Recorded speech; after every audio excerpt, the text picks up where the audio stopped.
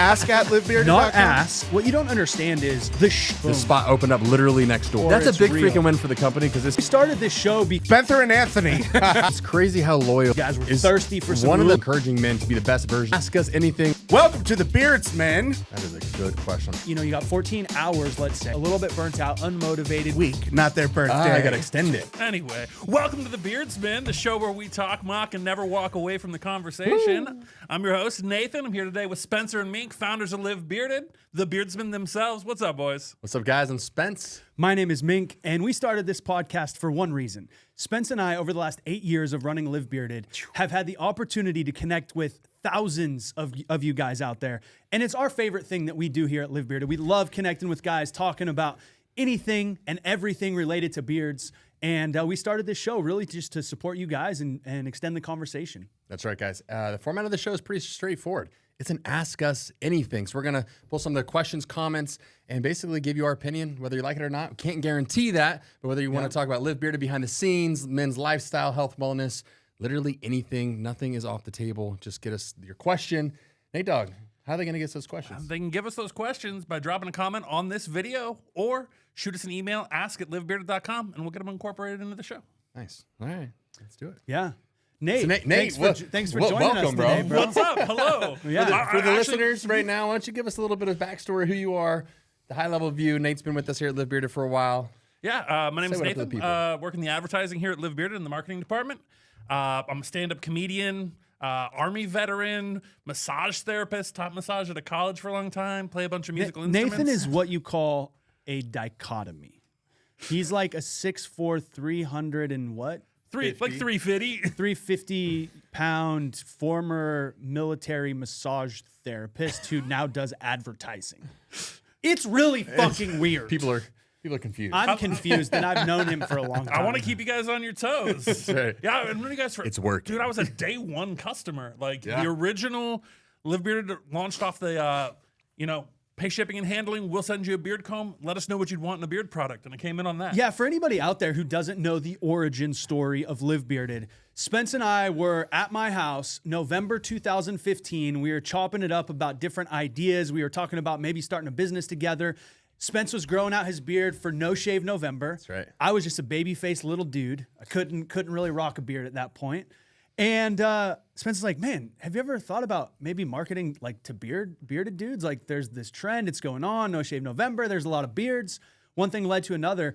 And the first thing we did was we went and ordered 500 wooden beard combs just as a test. And I was like, you know what, let's see if we can sell anything. I had a background in marketing and sales. I had already built multiple online businesses at this point in time. So I knew advertising really well. I knew how to, buy and sell stuff online. And then Spence was just pretty. Yeah.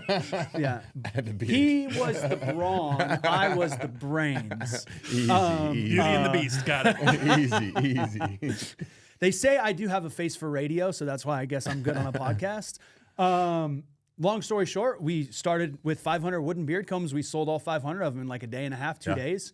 I don't know if you were one of the first 500 or if you were one of the next Wave. few thousand of them. But Nathan got one of those very first original free beard combs that we used to test the market and build a community and really launch the idea of Live Bearded. I'm a big fan of a minimum viable product if possible. The biggest failures I've ever had in life and in business are when I just kind of jumped without knowing what to do, or I took bigger uncalculated risks than were necessary. And right before we started Live Bearded, I actually started a business where I lost hundreds of thousands of dollars and almost went bankrupt because I was like, it's going to work. I'm going to go all in. We're going to make it happen. And I didn't have proof of concept, proof of market. I was ignorant and a little bit naive. And so when we started Live Bearded, we did the exact opposite. We're like, we're going to just minimum viable product. We're going to just start very slow over time. And it's turned into this incredible 8-year journey. So if you're listening, thank you for being on this journey with us. It's been amazing and powerful. I know we never expected it to turn into what it has. But what are your thoughts, Spence? I was reflecting back on when Nate came into the fold here. We had we obviously launched Live Beard off the back of that offer and really funneled everybody into a Facebook group because we knew day one we wanted to create a community, create a brotherhood where we can come together, bust each other's balls, but support, encourage each other to do better. And Nate, you were one of the first guys in the community, highly active, and we were hosting a barbecue in 2017 in North Carolina. What up? And so we flew out to North Carolina, put on a big event, had about 175 of our guys show up. It was a blast, had a great time, and Nate was there. And Nate just like shows up with the team, and he's suddenly in our Airbnb. He's like, I want to connect before, and he'd been doing some stuff with us on the side, and he just showed up, stayed on the couch for like 3 days, and literally never left. And that was the start of the relationship that really went deep, where we got to know you. It's like sometimes like a stray dog follows you home and then it just won't just gotta leave. take care of it, you know? And you're like, fuck, this stray dog is like kind of ugly but kind of cute and it won't leave. That was like kind of Nathan. That's what happens when you feed the stray dog steak. I showed up, you gave me steak. I was like, well, shit, Not steak is leaving. better than not steak. Yeah. That was 2017. Yeah, man, it's been a crazy journey. I've been so happy with just being here. You know, like made the switch to full time with y'all for 4 years now. 4 years ago, packed up everything, sold my business in Washington, came down here, and it's been amazing, man. It's been so great to be with you guys every day and just get to do something we love. Nice. Spence, we've been starting it off like this every week since Daddy came along. Oh, yeah. Well, What's the Daddy update? Daddy update? We had our first blowout. Blowout. I don't know if you're talking about with Amanda or No, with the we're diaper. talking about, he knows because he's definitely a a dad. diaper. It was a diaper blowout. So like I've heard about these things. Nate was like, dude, they're gonna get blowout. It's gonna be shit everywhere. And I was like, It goes dude, there's right no up way. the back, all the way over their shoulders. Just And It's this- like an explosive shit. This is just like a very aggressive, explosive shit that comes out of the given diaper. him magnesium already or what? I know. bro? I'm like, dude, trying to put him to sleep. Magnesium. Let's go recover. No, so he just sitting on me, all like cute and stuff. And before I know it, he's shit out of his diaper. And I'm just like, I smell. I'm like, what is on my? And it's on my sweatshirt. I'm just laying there. I'm like, you little fucker.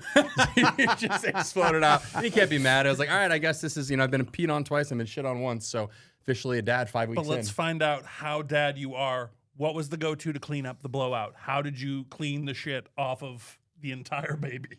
Oh, I mean. He handed it. He I handed was it like, to Amanda.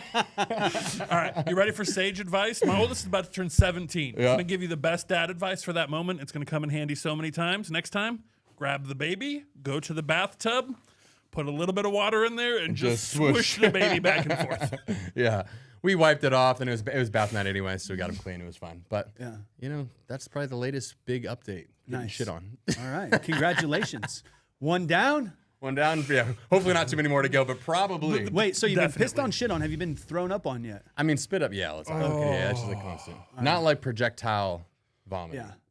But definitely some spit up. That's one of the roughest parts about dadding. As the one single non-dad guy at this table, you guys are selling me a dream right now. I'm really excited about this. it's great at that phase. They're little, they don't move, they don't get into anything yet. That phase is awesome. It's easy. It's easy. Yeah, easy-ish.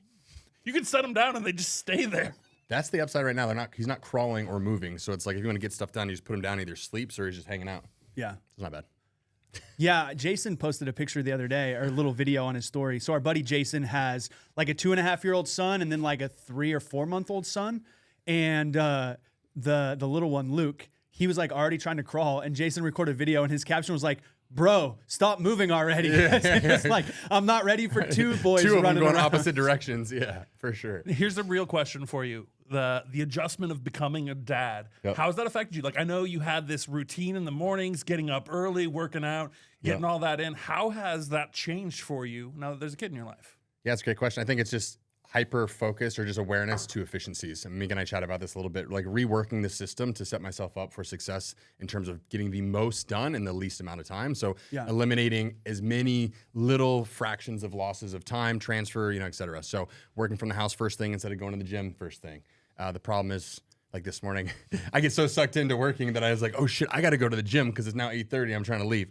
But the whole idea for me is like focusing on just finding as much efficiency in my routine as I can. So eliminating shortening workouts, modifying transition times, being hyper focused when I sit down to work to block off time and not allow distractions to pull me away because there's so much shit that needs to be done. And my time is just now spread a little thinner. There's only so many hours in a day. So I want to maximize the amount of time that I get out of everything that I do. So just way more awareness to that, I think. Yeah, I think we might have touched on this last week, but the idea, so one of the things you and I both kind of by ourselves came to the conclusion of is we needed to try new things in our routine coming into this year. Yeah.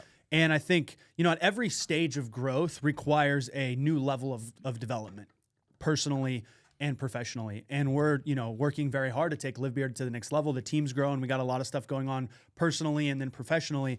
And you and I both made changes to our morning routine. Typically, we were like 5 a.m. gym guys. Regimen, yeah. Super disciplined, up at 4:30, gym at 5, office, 7:30 as soon as we get done with the gym, and right into work. And we both made the decision to start our day working at home, 5 a.m. to 8 a.m. And I got to say, I'm on my 5th day today of doing it, and it is incredible how much more work I get done first thing in the morning.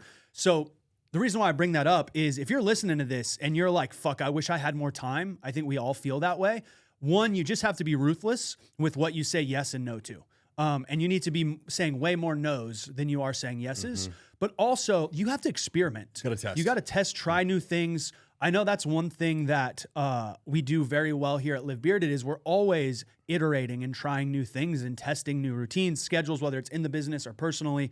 And so if you're at a place in your life where you're like, I really want to be able to do more, or I need to create a new habit or this or that, whatever it might be for where you're at, the first place to start is doing an audit of your time and then figuring out how you can be more disciplined with how you invest that time. Yeah, I think we're creatures of habit, right? It's easy to get sucked into, I'm a morning gym goer, or I go in the evening or whatever. And before you know it, you do that for years, and that becomes part of your identity is like what you just do. But that may work for a certain stage or chapter in your life, and then it may not for a while. And there's ebbs and flows to this different cycles of life where you need to maybe modify that. And I even challenge you guys to try mixing that up, if nothing else, just to give you a new perspective on how you're doing things, to kind of question and look at it differently. Because I think there's a lot of ways to optimize it that you may not even bring awareness to. Well, and that actually brings a perfect segue into our first question of the day. Corey, who is listening to this, wants to know, I'm having a hard time disciplining myself to get up earlier to be more productive in the mornings. Do you guys have a trick that helps besides straight lining coffee? What do you do, Spence? I think the easiest way, so trying to create the discipline to consistently get up. I mean, there's like the tactical ways of like setting your alarm outside of your bed so it goes off and you have to get out of bed. Little things like that. But I think ultimately it's just making the commitment to yourself and holding yourself accountable, and then know that it's going to get easier over time. I think ultimately you have to just raise your standards, and the reason why you're doing it has to be big enough to pull you out of bed. And so whatever it is that you're getting up for, I would try to really think through, like, what is it that you're really getting up for? Is it to work on your health and wellness and get to the gym? Is it to be more productive and dig into work right away? Is it to provide for your family? Like, whatever that big reason why, I would try to really tie that to the identity of you needing to wake up early to accomplish it. Yeah. And to me, that should be a big enough reason to pull you out of bed versus, I know I should do this, but I'm not. Because at the end of the day, like, the alarm goes off. If you don't have a big enough reason why to pull you out, it's easy to hit snooze. And I think that goes for anything in life, right? If you don't really know your why, you're just going to like fall off. Yeah. Yeah, there's a saying that says if you have a strong enough why, you can endure anyhow. And so I do think that's the foundation to creating any change in life, is to have a very clear, crystallized why you want to do something. Without that, life is going to pull and push and pull you in different directions, and you won't have a strong foundation. Practically speaking, okay, so you know why the fuck you want to get up early. Yep. Getting up early starts by going to bed at the right time and putting yourself to bed. And being just honest with my life, I had to get really ruthless with myself at night and put myself to bed at no later than 10:30 if I'm going to get up at 4. For sure. And I know that for every bit of time I stay up past 10 o'clock, the next morning is going to be more difficult. Yep. And it's just, it's simple fucking biology to some degree. Now, some people might say, oh, well, I've got families and this and that, and I work late and I can't do things. You have to understand for your body how much sleep you need in order to be your best. And I know if I get anything less than 5 hours of sleep, I'm useless. So it doesn't even matter if I get up earlier, if I'm sleeping less than 5 hours, like, my body just doesn't function. 6 hours is a sweet spot for me. So I know that, right? So my morning starts by me putting myself to sleep by 10 o'clock so I can get a full 6 hours of sleep, and the alarm goes off at 4. But if you don't have the habit of getting up early at all, and we were talking about this the other day, Milena on our team, right? She's like, on the weekends, I sleep until 11. She's just like, she's in that stage of her life where she's still sleeping in super late. And she's a sweetheart. We love her, right? And she asked, like, how do you get up early? And I was like, when I started getting up early, I could not wake up earlier than 6. Like it was, I would have said it was impossible for me. But I set the alarm at 6 and I did everything I could. And then it was like, okay, now let me try 5:50 or 5:45 or 5:30. And I literally just incrementally moved it back. You know, it's super cliche, but I think the only way to make a big change in your life is to start very small.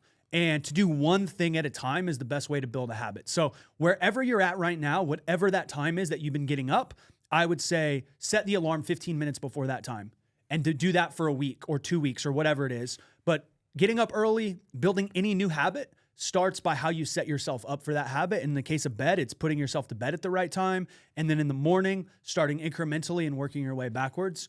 The last thing that I would say is I think the strongest force in our behavior is the identity that we have, right? Spencer, you identify as someone who loves to go to the fucking gym. You love to work out. You love to be active. Go to the fucking gym. And Go to the fucking gym. truthfully, there was a long time in my life where the gym wasn't that important to me. I didn't really like it. I did it because I thought I had to do it, and so I wasn't very consistent. But when I realized if I made it my identity, I changed my identity from a guy that like, oh yeah, I just like to work out when I can or whatnot, when it's convenient, to I live a healthy, active lifestyle. My identity was I'm a person that is going to live for a long time and I want to be healthy and active and strong and vibrant.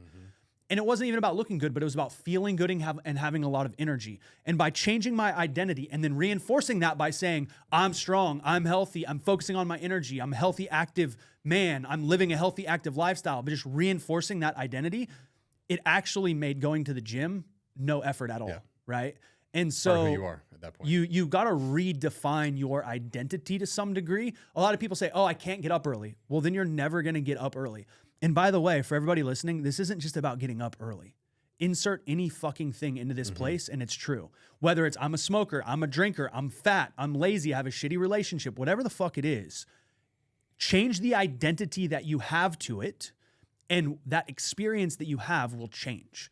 So that's the last piece of the puzzle. And I would actually say that, you know, I say that's the last thing I say, but it's the first thing you should do is say, what new identity do I need to create this behavior that I want, right?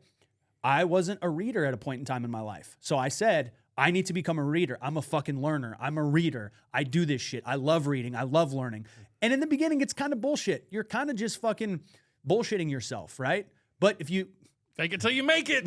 I think that's the worst fucking advice possible. I would say faith it until you make it. Faking anything never works because you can't fake yourself. But what you can do is breathe life into yourself, breathe possibility into yourself. There was a very terrible man that said, if you tell a lie long enough and loud enough, everybody will believe it. You guys know who said that? Founder of the CIA, FBI. No, his name was Hitler. Oh. Hitler said, if you tell a lie long enough and loud enough, everybody will believe it. And it's actually psychologically true for ourselves. If we tell ourselves a lie loud enough and long enough, we will believe it. And so you can use that to your advantage and tell yourself, I'm fucking great, I'm strong, I'm a learner, I'm a reader, I'm going to be successful. Or you can tell yourself, I'm fat, I'm ugly, I'm not good enough, this won't happen for me. But the story you tell yourself is going to be the story that you live. So tell yourself a good fucking story. Yeah. And I see, Corey, you know, you're just starting out with this. I just wanted to, my 2 cents on this. I've gone through this change, you know, fairly recently in life in the last year or so, starting to like get up, be more productive in the mornings. I loved sleeping. And for me, just a couple of quick pieces of advice for you, Corey. 1, don't set multiple alarms. That was a big thing for me. I'd like set like 3 alarms trying to get myself up. And what I had to realize really quick was like, I was giving myself permission to fail first thing in the morning every day by putting those safety nets there of like 5 o'clock, 5:15, 5:30. It made it really easy to just be like, nope, the next one will get me. And then the other ones that have been really big for me. In the first 20 minutes, get some water, get some light. I've got a happy light, getting a little bit of movement. As long as I'm moving, hydrating, and getting a little bit of natural light first thing in the morning, it really helps kind of perk me up before I have to get going. Sweet. Yeah, I don't want to gloss over the start small and incremental improvement, right? Because I think that applies to everything. And whether it's going to the gym, right? You're not going to go try to deadlift 500 pounds day one. You got to incrementally allow your body to adapt to it over time, right? Hormesis, you got to stress your body, allow your body to adapt, to evolve, and to learn and grow. The same thing is true with this. So I really like that suggestion. Yeah, I mean, Jeremy, right? I love Jeremy. He's one of our customer service reps, and he hit 400 on the scale. He's a big dude as well, like 6'4", 6 something. He's like a big dude, but you know, he's big. And he came to me in lunch the other day and he's like, bro, I need your help to lose some weight. And I was like, the first thing you got to do is just go walk for 15 minutes every day. Something you can Like commit to just and move, stick to. just fucking move 15 minutes a day. And then once you can do that consistently and never fail, then you go to 30. Yeah. And then also like bring awareness to what you're eating. And then once you know exactly what you're eating, then change one thing and incremental improvements over time. Too often we set ourselves up for failure because we try to make these massive, unreasonable changes overnight. You do it for 2 days, You 3 days, fail, and you fail. And you fail like shit. And then you fail, you know, quit. and then you quit. Well, So- I like the analogy to the gym. You know, in the gym, we call that ego lifting. Like, I think we need to just start talking about people trying to ego life. Like, you're ego lifing. Like, you need to build up your muscles. Yeah. Yeah. Sweet. What do we got next, Nate? All right, next that question. I keep getting passed up for promotion at work. I've been there for 7 years and I'm ready to quit. I've been watching several people come and go already, and I feel like I'm not being rewarded for my loyalty. I don't know anymore how I can progress or prove my value. What do you think I should do? I'm a mechanic at an auto body shop, and this question's from Steve. Damn. That's a good First question. off, Steve, I love the question. Thank you for asking. And I think you're asking a good question for where you're at. Owning the fact that you are not where you want to be and that you see other people progressing when you're not takes courage. And to be able to step back from this and instead of blaming or getting upset or talking about the reasons why, the excuses of the matter, what I hear you saying is, I'm trying to take responsibility for where I'm at. What do I have to do to get to the next level? And that is the first step, I believe, of creating change, is being really honest about where you are. Most people lie to themselves because it's easier to blame external circumstances than it is to look in the mirror and say, I'm not good enough right now. And so I don't know your specific situation, but it's one of two things. Either you're just not good enough to get the promotion right now, or there's something about the environment that you're operating in that isn't in support of you evolving. And I can't speak to the specific situations, but as an owner of a company, as a leader of 20 some employees at this point, what I can tell you is I reward hunger and drive and the desire to learn and grow above almost everything else. And there's certain people that are hungry to learn and grow. And I think the only thing that separates us as individuals is our internal hunger, our drive to learn, grow, and evolve. And you can't teach that. Like you just can't teach someone to be intrinsically motivated, to be hungry, to want to continue to learn and grow and improve. And so while I don't know your specific situation, what I can tell you is the people that I love to breathe life into and promote, it's first and foremost the people that are hungry to learn and grow. Attitude, I believe, determines your altitude. The attitude that you have is really a representation of your character and who you are as a man. And if you have a shitty attitude, even though you might be skilled and competent and even hungry, if you got a shit attitude, like I don't want to put you in a position of promotion, right? So you have to be the type of person that other people want to be around. You have to have the type of personality and attitude that is capable of leading other people and commanding respect. And I say command because respect is earned, not given. Now, I know you touched on loyalty, and I think loyalty is an incredible thing, but if you use that as your platform to get what you want, I think it's bullshit. Because just because someone sticks around for a long period of time doesn't mean that they should just get something handed to them, 100% right? agree. So I kind of threw a lot of stuff out there, but I would say your attitude and your aptitude, and then your hunger and your drive. Sometimes you're the right person in the wrong environment, and sometimes you're the wrong person in any environment. And so I would say I would get really honest with myself and say, okay, why have I not been promoted? Go fucking ask somebody. Go ask your boss. Hey man, I've been here for 7 years. I would really love to improve.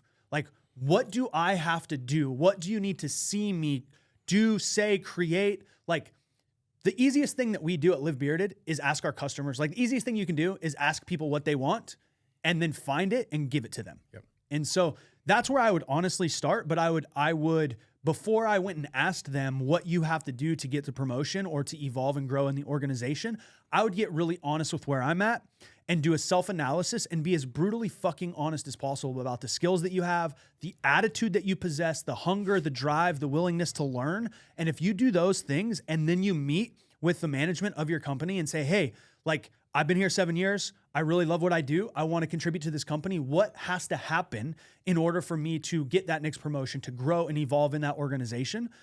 And if you believe that they are not going to provide you the opportunity or the fertile soil you need to grow in that environment, then you have to find a new environment. But more often than not, it's bad seeds, not bad soil. Well, yeah, and I think being clear on where you want to go is you're responsible for the seeds. They're responsible for the soil, but you need both of them and water, right? And so that you can grow. So what do you think, Spence? Yeah, the only thing I'd add, I think that's spot on. I think we get paid to solve problems. So clearly in your role, you are solving some sort of problem for your employer, for your team, for your company.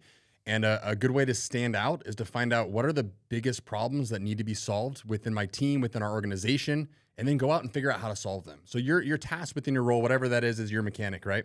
But how can you figure out other ways to add value to your supervisor, to your owners, and then go above and beyond to do whatever the hell it takes to learn the skills, develop whatever you need to be able to solve bigger problems.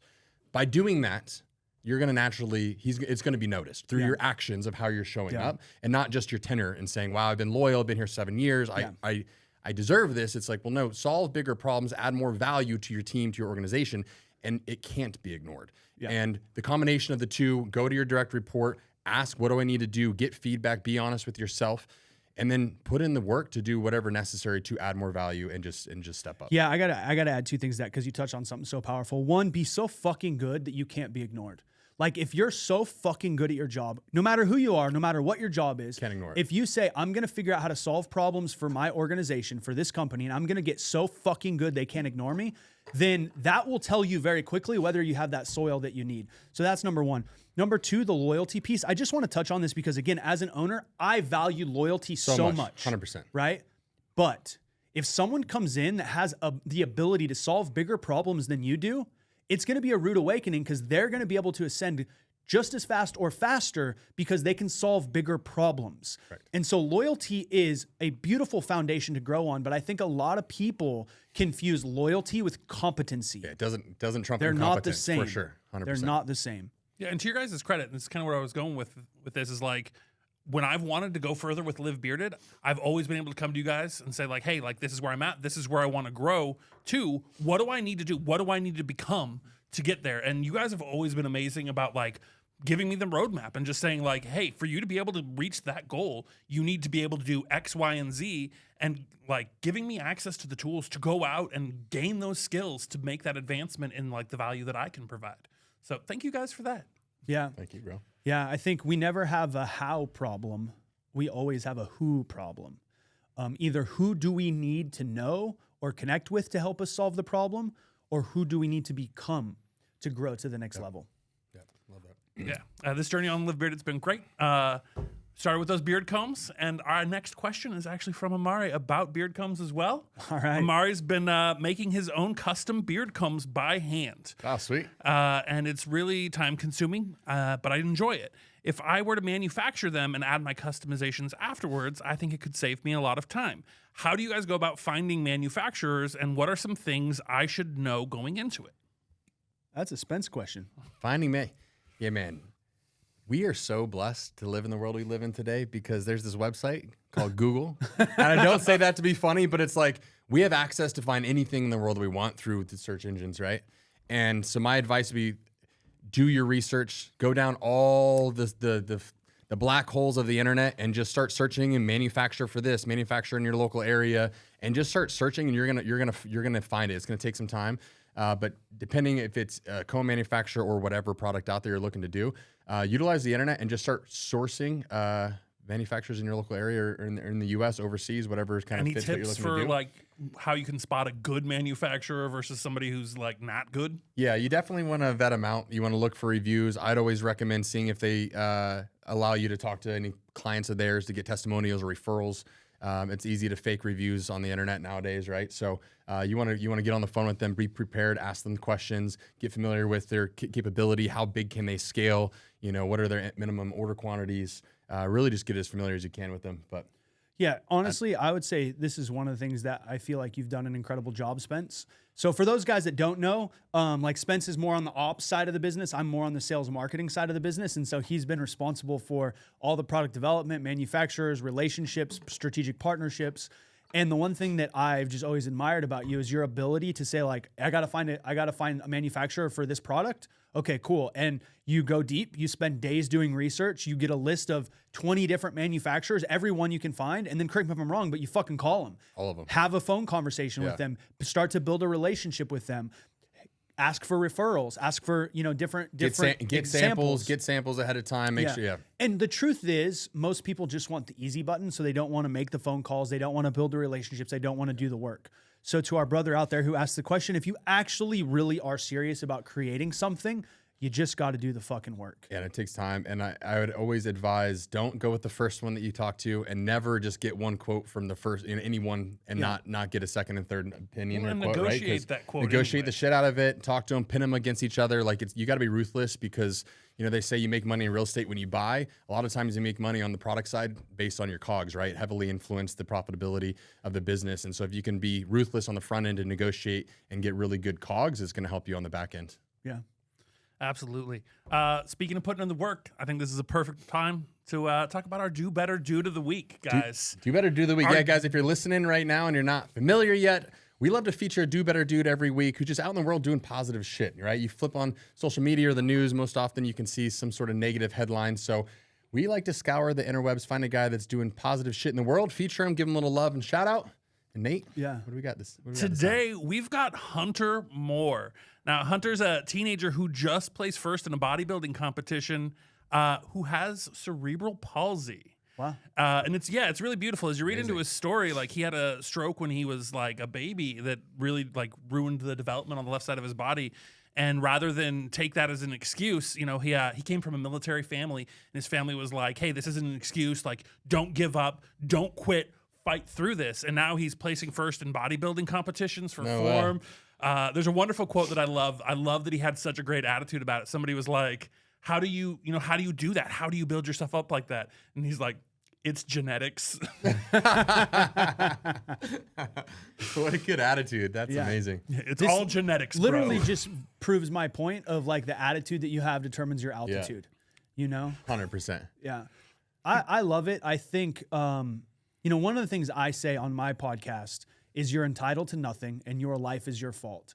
And I posted this clip on social media, which was saying that. I'm like, if you don't like the way your health is, your relationships, if you don't like anything in your life, look in the mirror because it's your fucking fault. And I got dozens of comments from people that were like, you're an asshole. People like this shouldn't have a platform. This is dangerous. And then there was other people that were like, oh yeah, it's literally one comment was, yeah, it's my fault I have cerebral palsy. Another guy was like, yeah, it's my fault that I got cancer. Yeah, it's my fault that my wife cheated on me and left me.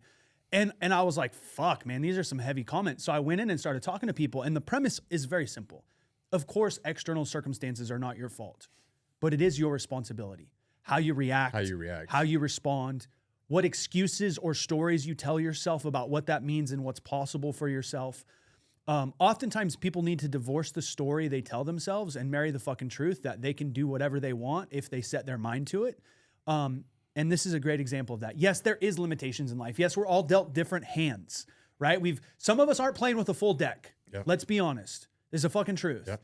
And a lot of people in this world of tolerance that we have want to blame external circumstances and accept mediocrity. But if we just take the foundational truth of we all have been dealt different hands, but it's our responsibility to take the hand that we've been dealt and make the most of it.